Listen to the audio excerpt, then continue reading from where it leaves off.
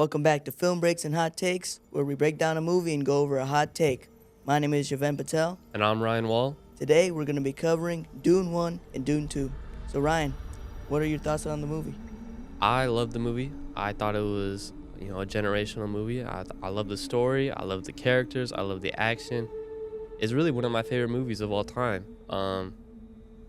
It's beautiful. A lot of things about it is just great. I loved it. What did you think? Yeah, so I love Dune 1. I think it's a great movie in terms of just creating a world that's just so immersive. It does a great job of really kind of setting the foundations for its sequel, Dune 2. The story is great, the acting, everything is on par with like some of the greatest movies of all time. So I think it can comfortably sit there. Yes. The visuals in it were amazing. I love the way that it's shot. Yeah. A lot of the cinematography in it is great. Yeah, the CGI is just amazing. Yeah. It's like you're watching these things and they're like filmed on location on these actual like planets. For the Imperium, spice is used by the navigators of the Spacing Guild to find safe paths between the stars. Without spice, interstellar travel is impossible, making it by far the most valuable substance in the universe. So as you know, Dune 1 is kind of a foundation movie. It is kind of a setup for Dune 2, the sequel. There's a lot of story building, a lot of things that like people like about the movie, the action, all that, is in Dune 2. So what do you think about Dune 1 kind of being a foundation and it just kind of like, is there to set up everything? And, what do you think about that, like having movies that do that? I think that definitely on first viewing for me, Dune 1 was not, very exciting. I didn't like it that much, but you can't really understand what Dune 1 is for and kind of its, the greatness of it without looking at Dune 2 and showing how every single storyline, like every single little piece, how that pays off in the second movie. My planet Arrakis is so beautiful when the sun is low. Rolling over the sands, you can see spice in the air.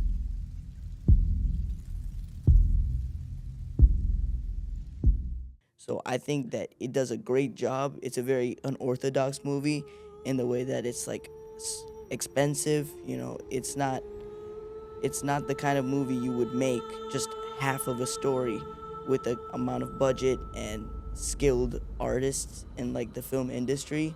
You've got a lot of very famous people, but I think it's a very smart idea to have done a Dune 1 and Dune 2 because of how big the story is and how much it pays off.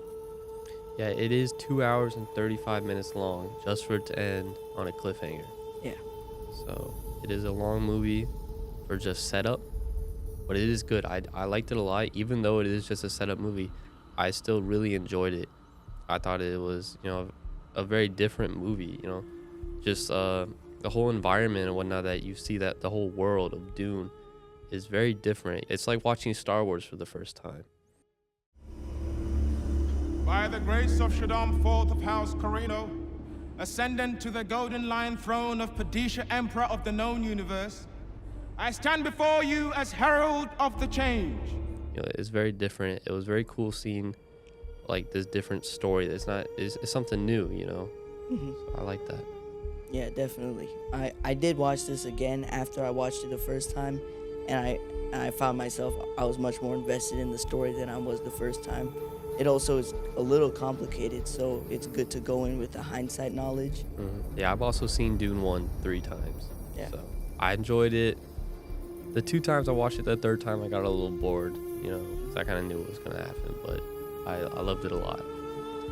But how do you think Dune 1 has impacted film? It's kind of brought a new outlook on like creating a big story. There's a lot of patience involved in creating it, and it's very slow. It's a big blockbuster movie that's sort of intended for the audience to wait and be patient.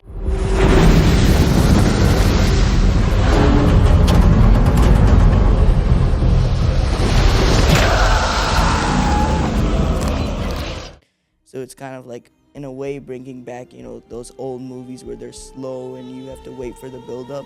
It's not just showing you everything quickly and kind of overpacing it. Yeah, it takes its time, showing like how good it is. And I like movies that take their time and they give you time to also think about them and really take in what they're trying to show, the whole atmosphere and everything, the mood. So I do like a movie that they're not rushing to get to the point. I think a lot of movies nowadays, they rush. They don't go over as many important and like overlooked details.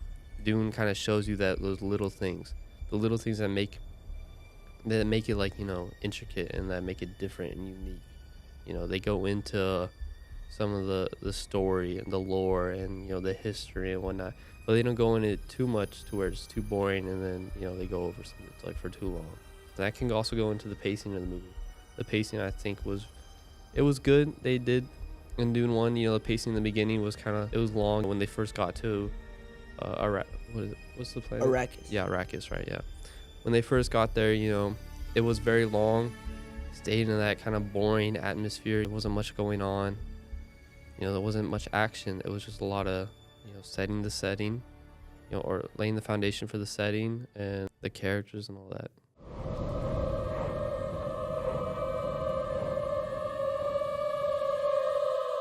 Why did the Emperor choose this path? And who will our next oppressors be? Yeah, definitely. And I think that without that slow pace, we wouldn't get the emotional impact of like Paul's character arc throughout both of the movies. So without that, it would feel kind of rushed and like all of a sudden he's changing as a character. But because of that slow pace and letting these little details kind of play out, we can kind of understand why Paul is changing. And also building off your point where when they first get to Arrakis and it's just kind of actionless and it's a lot of exposition, I think that without that, we wouldn't really have that fleshed out world of Arrakis, and it feels much more real in the second movie and grounded because of what the first movie built. And so that concludes our conversation on Dune 1, and we're going to move to our halftime hot take.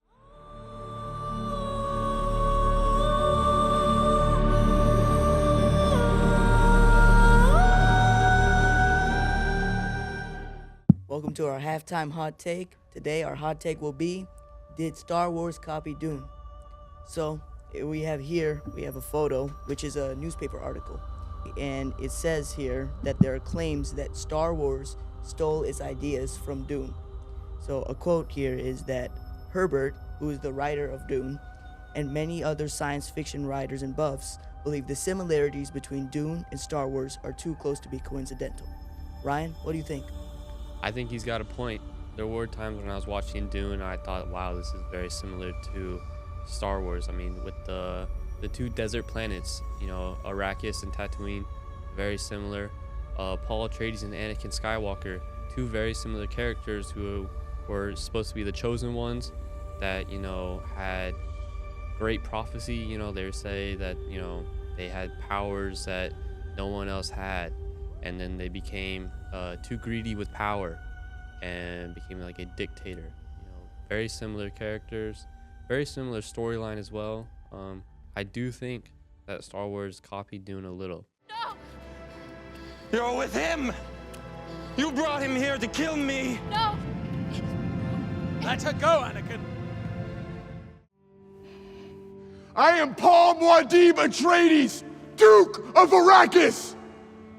Erudit Dina Heshidani, Nelishan Al-Gaib, Ruin Dimen Aruk, Ashidi, Lishak Al-Gaib! It says also in the article here that Frank Herbert said, "I'm going to try very hard not to sue." So that is one of his quotes. What do you think? Yes, I definitely agree that there's a lot of big plot points in the story of Star Wars that seems just very close to Dune. I was watching Dune for the first time and I'm like, well, this kind of reminds me of Star Wars. And I was like, did this come based off of Star Wars? And when I found out that Dune originally came out prior to Star Wars, I was pretty surprised because those two planets, like you were saying, Tatooine and Arrakis, are so similar. You know, you've got two moons or suns, kind of. If you see, like, there's the famous shot of Luke Skywalker, and there's also a couple shots in Dune of more than one moon. And that was just like, oh, did Star Wars just take that straight out of Dune? I was like, wow, that's kind of like uncanny resemblance. And like you said, with Anakin and Paul, they get corrupted with power. I mean, their storyline in terms of how their character changes is almost perfectly same. Of course, we haven't gotten it finished with Dune because we still need the third movie, but it seems very akin to me. So I definitely think Star Wars did copy a little bit off it. Yeah, whenever I tell my friends to watch Dune, a lot of times I tell them it's very similar to Star Wars. It is like a better, more medieval Star Wars, a lot more formal. You know, if you've seen Dune and you see Star Wars, you know what I'm talking about. Yeah, I agree. I like Dune much more than Star Wars. Maybe it was just because I was born after like all the Star Wars stuff was like at its peak, but I definitely enjoy that more. I grew up kind of on Star Wars, so seeing Dune, it was like, you know, it was like a little like, ooh, this is very similar. I wonder who copied who. And I think my first thought was Dune copied Star Wars. But after doing some research, I think Star Wars copied Dune because the books came out before Star Wars. So, And that concludes our hot take segment, and we're going to go back to talk about Dune 2.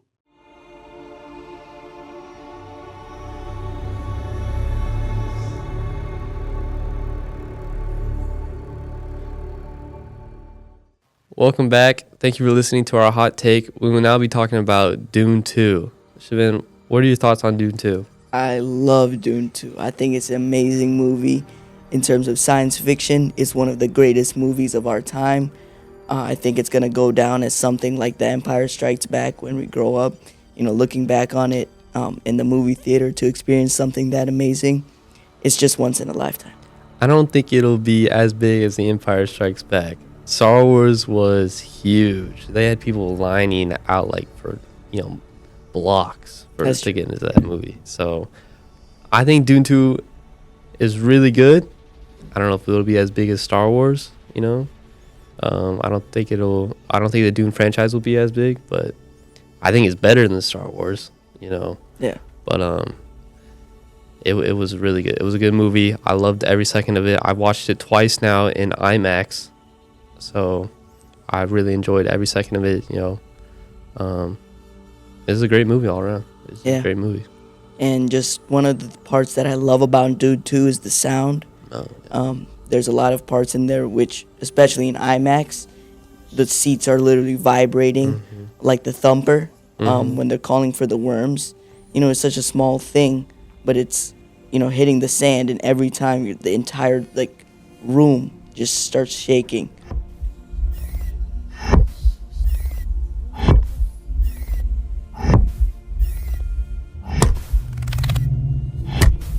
Yeah, the thumper is such a overlooked kind of item, like a prop, but it has such a like an impact, you know. Like you're sitting like in the IMAX theater, you know, it goes silent and you just hear this thump. Yeah. You know, and like that's just, it's very powerful.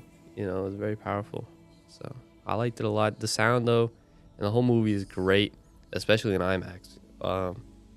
There's a lot of things that like make it unique. You know, you could be anywhere and you hear certain sounds and you're like, oh yeah, that's from Dune. And another thing for the sound is the worm scene where Paul finally rides the worm.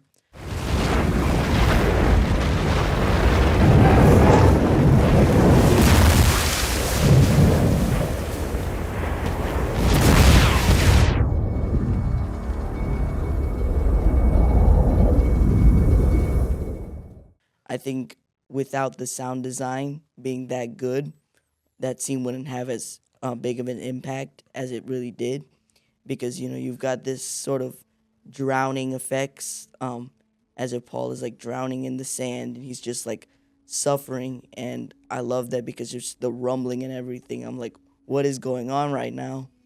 And then when he finally rides it and the music comes in, that's just amazing to me. You know, it's like a scene of you just drowning for 5 minutes, and then all of a sudden you just get out of the water. Yeah, they do great with the sound in the movie, and they do really great with the visuals as well. But what's your favorite scene in the movie, Sven? There's a lot of great scenes, great sequences, like the last 15 minutes, some of the greatest moments I've seen.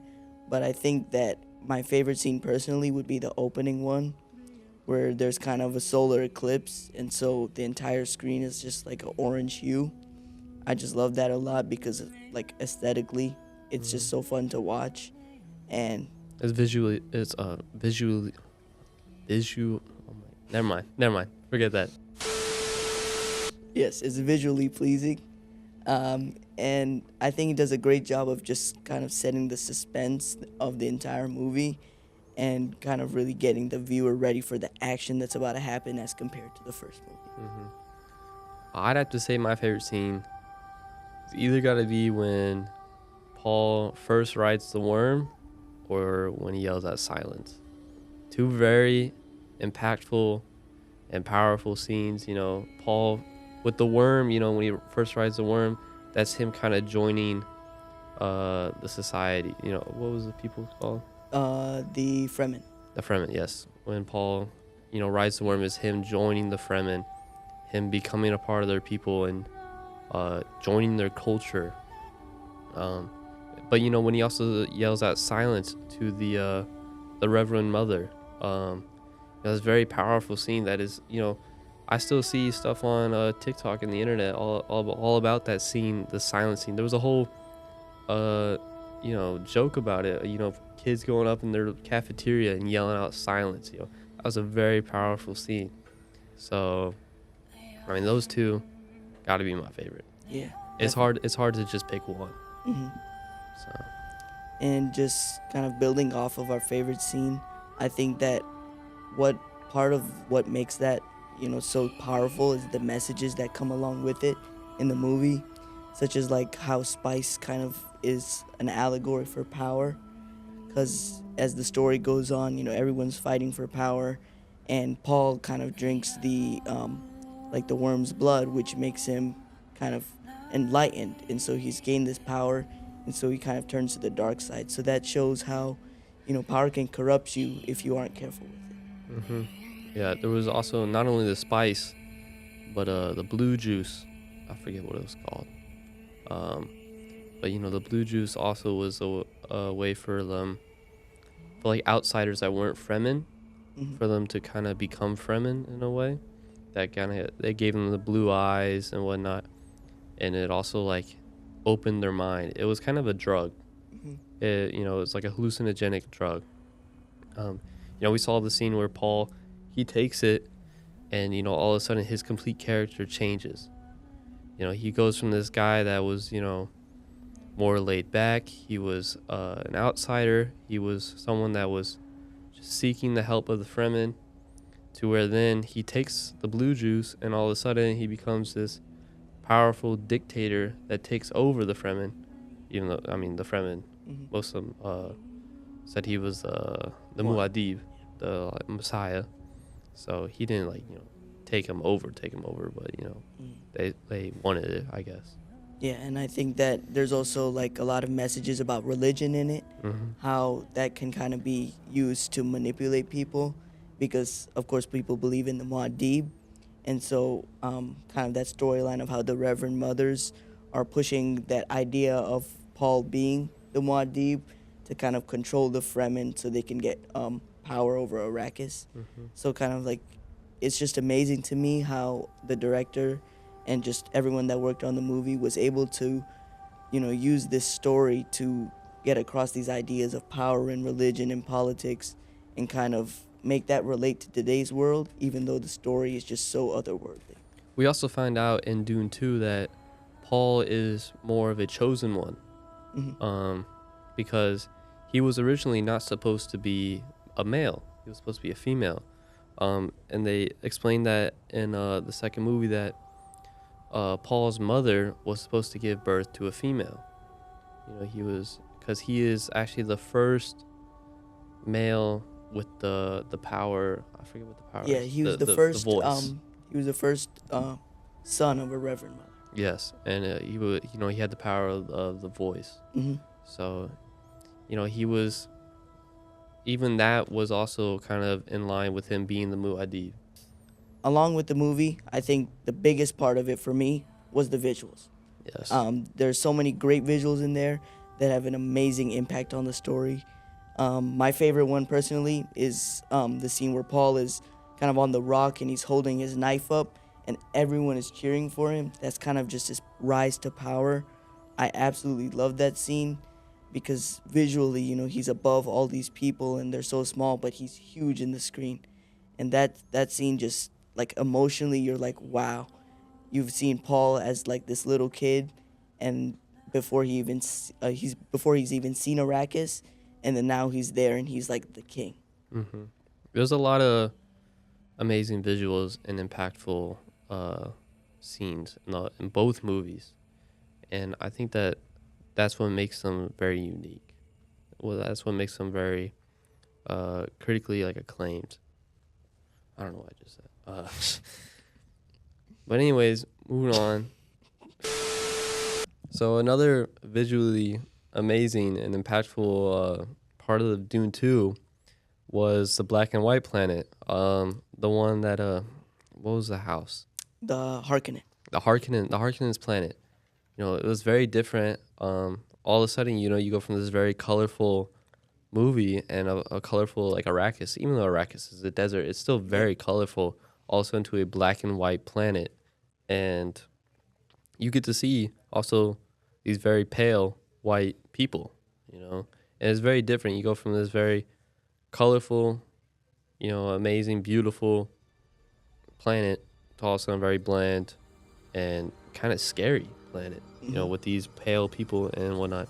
So it is a big contrast, big change, a lot of differences, but it also kind of shows the differences and kind of the good guys and the bad guys. It's kind of a clear setup there. Yeah, definitely. I love that part because, of course, I was just like drowning in the visuals. It's like, this is amazing. I love watching this. And then all of a sudden you get this like jarring change to this black and white world. And I was like, whoa, I love that they did that. Yeah, they take it away. Yeah. And it's like, they never really explained to you why this world is black and white. At first I'm like, is this an artistic choice? But then there's kind of this shot of the Baron of the Harkonnen house. He's kind of going from inside to outside. And when he's inside, not under the sun, he's kind of in color. And he slowly turns to black and white. And that scene, that shot is just amazing to me because they never had to say a single word about that black and white world, the sun kind of making the world black and white. You could immediately pick that up as the Baron goes out into the sun and becomes, monotone in color. Yeah, I'm pretty sure they said they had a white sun or a white star. Yeah, but I don't even think they mentioned that Yeah. Clearly. But it was cool to see how, like during the whole fight between, Fade Rotha. Yeah, Fade Rotha and the prisoners and whatnot. How it's very black and white, and all of a sudden you get into an indoor, and it's night outside, and you get more color. So I thought that was very cool. Yeah, it does a great job with the editing too. You've got this long sequence on that planet, and you're gone from the Fremen for a while, but it's kind of like at that point in the story, you're starting to get a little tired of just seeing the same people again and again, and it's a good kind of refresher in the middle of the movie to be able to see a new world with new people and get introduced to a new character, Fade Rotha, who's just one of the ones that I love. I think that concludes our podcast on Dune 1 and Dune 2. Thank you for listening. See you next time. There's a lot of amazing visuals and impactful scenes in both movies, and I think that's what makes them very unique. Well, that's what makes them very critically like acclaimed. I don't know what I just said. But anyways, moving on.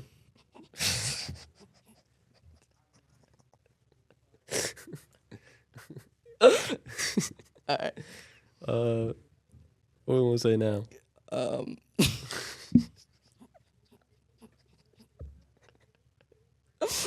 right. Do you want to do another visual?